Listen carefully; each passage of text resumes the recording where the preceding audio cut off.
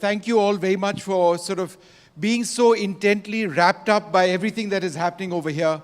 There are few themes in my 27 years of journalism which have excited me more than Chandrayaan. It's not just Chandrayaan 3, but the entire Indian Space Research Organization program. But what India has achieved through Chandrayaan 3 is actually a jump. It's a jump from a technology standpoint. It's a jump in terms of our own ambitions. It gives us a look at where we are headed. But it is the hard work of women and men, engineers, scientists, researchers, guided by a certain vision, which has actually come of age. And it's actually a stepping stone for what the future of space and India is all about. The Minister Jitendra Singh is the best person in this country, perhaps, to speak about India's space ambitions. Thank you so much for being with us. Off the top, I must ask you, and don't deny it because I think I know the answer to the question. I was very nervous just before Vikram went down and touched the surface. How nervous were you? No, certainly. So I think those of us who have been more closely associated, both the ISRO team and I being associated with them, had certain more nervous, number of nervous moments, certain more vulnerable moments, because we were following a timeline. So we knew, like a pilot who knows that he's to take a turn or he's to compromise clouds. So we knew that somewhere, I think my first nervous moment was when the Chandrayaan had to leave the Earth's orbit and then get into the moon's orbit, because that's like changing track of a motor car you're driving. So suddenly you're asked to move from this track to the other track and without causing any mishap on the way. So that happened in the middle of one night. And now, of course, in the last few minutes, particularly when we are very conscious that when it reaches about 300 kilometers, the speed suddenly goes down from 6,000 kilometers per hour downwards, because two of the engines also shut off. And since most of the viewers are simply enjoying the fantasy of it, they are not aware of it, luckily so, good for them. But those of us, they know, because after about 150 meters or so, we lose all contact. So then it's left to the wisdom and discretion of Vikram. It's just like how well you have trained the child or the boy to be there. Because then it is up to him to decide, because he has the sensors, he has the camera. So just as the pilot announces crew, prepare landing, something like that. Here it is go, no go. Right. And the pilot can take rounds in the sky as you sometimes experience. Here it doesn't happen, because you have the annular algorithm and which lies in a radius of about 4 kilometers or so, and if in the given span of time it's not able to actually make up its mind, right, and the time is over, then we don't risk it and it is deferred to the next day. Yeah. So these are very crucial moments, because you don't know what is happening there and what assessment, evaluation or inferences are going to be drawn by the Vikram. So that's also a test of how well has he been trained for that task. It's just like sending a soldier on the front and then you don't know. Then it is left to him to face the challenge on the spot at the spur of moment. But luckily here, it was so smooth that it didn't have even to compromise. It just went down, in fact, touched the surface of moon a few minutes or seconds earlier than expected. Yeah. The Prime Minister has an affinity to science. We've been talking about this over the last couple of days, particularly space and ISRO. It's something that interests him a great deal. He's spoken about it in the past as well. He's followed it even when he was Chief Minister. Absolutely. So he was in BRICS and he was doing all of that, but simultaneously his mind was obviously in Bengaluru. Absolutely. And to pick up from what you were saying in your introductory remarks, Vishnu, it's been a quantum jump. Yeah. And many of us may not realize the quantum jump has happened because of Prime Minister Modi having thrown open the space sector, which is sometimes described as unlocking of the space sector, yeah, has been popularly described in the media. So till about 4 years back, the gates of Sriharikota were forbidden. This time when this launching happened on the 14th of July, we had as many as more than 1,000 media persons inside. Yeah. We had school and college boys and girls. We had people from public life. We had even ministers, right from Punjab up to Kerala. So there was a huge amount of enthusiasm, as a result of which I think this mission has been owned up the kind of enthusiasm you were referring to is because everybody owns up this mission. Earlier on, we were functioning behind a veil of secrecy. So nobody knew what was happening. Even if there was a launching, it would appear in the form of a small news in a remote corner of a newspaper. People would not be able to figure out where actually is the Sriharikota on this planet. So this is because Prime Minister Modi has broken these taboos of past, and I know sometimes I wonder why it couldn't have happened earlier. At the same time, even at the physical level, it has increased funding. It has enthused the private sector. It has enthused the industry. Within just 3-4 years, we have more than 150 startups, private startups, which the Prime Minister was referring in his address this morning as well. We had just 3 or 4 of them because they didn't find anything attractive over there. And now some of these startups, like Skyroot and others who have come in the recent months, are now also turning into entrepreneurs, making fortune out of it. So it's become a new avenue of livelihood as well, in addition to generating space economy. So actually it is indeed a quantum jump which has happened in the last 4-5 years, both in terms of resources, also in the terms of the belonging of the mission, which has become pan-India. Let me ask you some direct questions. This is done. There may be more Chandrayaan missions in the future, but Gaganyaan is the next big ambition for India. There will be astronauts. Will we have eventually, or perhaps even in the start, a woman astronaut? See, to begin with, just to give you the sequence of events, Gaganyaan unfortunately got delayed. We had a very ambitious plan to see it happening somewhere around the 75th year of India's independence, 22-23.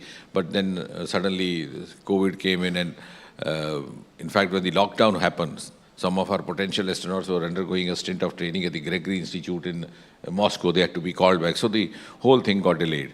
So now we are planning the first trial mission, which will possibly happen around first or second week of October. We thought we could do it in September, but now September we'll have Aditya, and then October first week.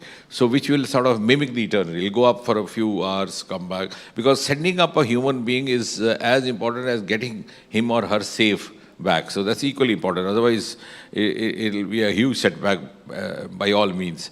So how to get the human being back, which are the spots identified? We've already identified 2 or 3 locations in the water. Then it'll be a collective effort. The Navy functionaries would be there, the Coastal Guard. So that will mimic that eternally. In the second trial, we'll have not a soulful human being, but a human being in the form of a robo, and that will be a female robo.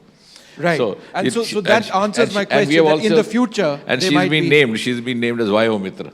Okay. So Vayo Mitra will be the female, not a human female, but a robo female who would be accompanying. That might happen in the beginning of next year. So she will mimic all the activities. She'll perform all those activities which will be expected to be performed by the astronauts when they actually go up in the first ever indigenous human flight, because one human being had already flown in the form of Rakesh Sharma, but that was Soviet. So she will do all the activity, perform all the functions, then come back and mimic landing, and then getting her back, receiving her back safely would also happen in the manner in which it is expected to happen. And once everything goes off to our satisfaction, then of course it will be the human being. It could be 2, it could be 3, it could be male, it could be female. That's yet to be taken a call. Next question: will there be an Indian space station? I think this is we just move from one level to other, so we cannot be denying that, but we may not be able to fix a time schedule for that, because sometimes our missions get delayed on account of imponderables, like happened in the form of pandemic. Sometimes because of the planetary positions, because the dates are fixed in the heavens. Yes. Like Prime Minister today said that he was missing all the time. But it couldn't be held because the date had been fixed, and so also the BRICS date. Otherwise, he would have liked to be there himself physically. So all these dates also sometimes keep changing. Now, for example, if God forbid it had not happened on the 23rd as we had scheduled, then next possible date would have been 27th. So the positioning of the plan is the day and night cycle, all those things. So we have Gaganyaan, we have Aditya, we have possibly follow-up with the Mangalyaan, and then finally space station. But what is heartening is now that you would have realized during Prime Minister Modi's DC visit, Washington DC visit, all the agreements were technology heavy. And one of them was Americans soliciting Indian astronauts to accompany them to the International Space Station, which has about 20-25 countries, being a part of it. So now those who started the journey much earlier than us, particularly the USA and the then Soviet Union, are now actually looking up to us not as equal partners, but also looking up to us for vital cues, particularly after the Chandrayaan success, the Chandrayaan-1 getting the evidence of water molecules. And there's much of expectation from Chandrayaan-3, Yeah. because the inputs obtained will be virgin even for the other nations, Sure. because they wouldn't have had this experience. I'll talk about that in just a moment, but when do we expect an Indian astronaut on board the International Space Station? Do we have a rough idea when? I think it will be in near future, because that's what has been... Next couple of months, or it could within be the next so. year? It could be so. The dates have not been fixed, but the US offer is of a nature, very Sure. inviting nature. They wish us to be there. You said something interesting. You said that the robot would be called Vyomitra. So does that mean that our astronauts will be called Vyomnauts? Let's wait and see. But we have a huge women participation in our space missions. I must confess that, and they're all first generation women. It's not by there you can't have the dynasty, No. because it's purely merit. And hats off to them. Most of our missions, including the Gaganyaan mission, has a huge women scientist presence. There's another wonderful aspect of ISRO, where ISRO's leaders are deeply spiritual people, and they're scientists of the highest order. And it is seamless. For them, science and spirituality, and that sort of, the spirituality gives them motivation at one level, and the science is what guides them in their minds. And that's a culture, I think, of ISRO. No, absolutely. Again, I think I can't help giving credit to Prime Minister Modi. Till a few years ago, Sriharikota was banned for outsiders, by and large. So I always used to wonder why it's so. So when it was put across Prime Minister, he was so supportive. And now we are also conducting tours of students, college and school, boys, girls, to actually have a feel of what it's all about. Because you would realize, as I agree with you, Vishnu, the entire work culture is slightly different. I think it's a kind of role model for the rest to follow. That they never superannuate. Right. So they give all their life to the mission. So you would see, even in any of the missions, you see all these retired scientists also there, all the retired chairmen also there. They get involved in the mission right from the beginning. They continue to contribute. They might have superannuated officially, but they continue to remain a part of the team in formal or informal capacity. So that is a very healthy culture. They have dedicated their life to the mission. Their caliber is of the highest order. I've always been saying that we have cost-effective missions because we make up for the cost through our human cerebral, resources. We had someone like Sarabhai who could carry the launcher on the carriage of his bicycle, and still hope of reaching where Soviet Union and USA were already hoping to reach.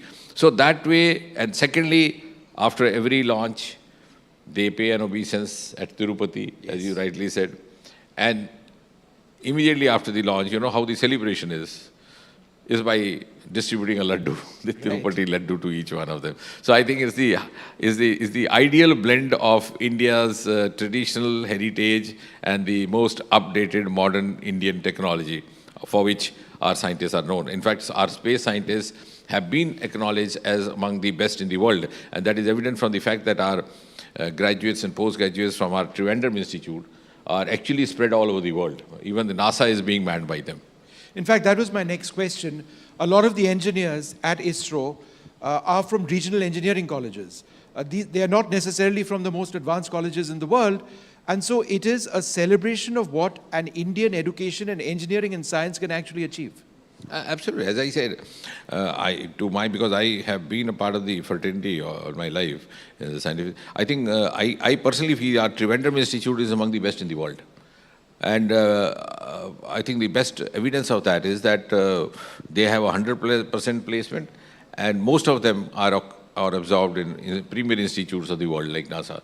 So with the space having got unlocked in the last 4-5 years and new avenues having opened up, I think that will be the other implication of it, that brain drain happening would also stop, because we have a lot of avenues now, both in space economy, in space entrepreneurship, in space startups. Frugal engineering has been at the heart of what ISRO does. But what if I was to ask you this, that frugal engineering has gotten us where we have, But in the future, if we are to have a space station, if we are to have a deep space mission, we need to be able to fund ISRO. And that means potentially billions of dollars or equivalent. Are we willing to spend? Yeah, absolutely. I'll try to explain that in 2 or 3 parts. A, that after this quantum jump, as you rightly mentioned, in the last 3-4 years, there has been increase in the pace of the economy generation. Even we are rendering our facility to the foreign satellites. We have launched more than 380 foreign satellites so far. We have earned more than about 250 million euros.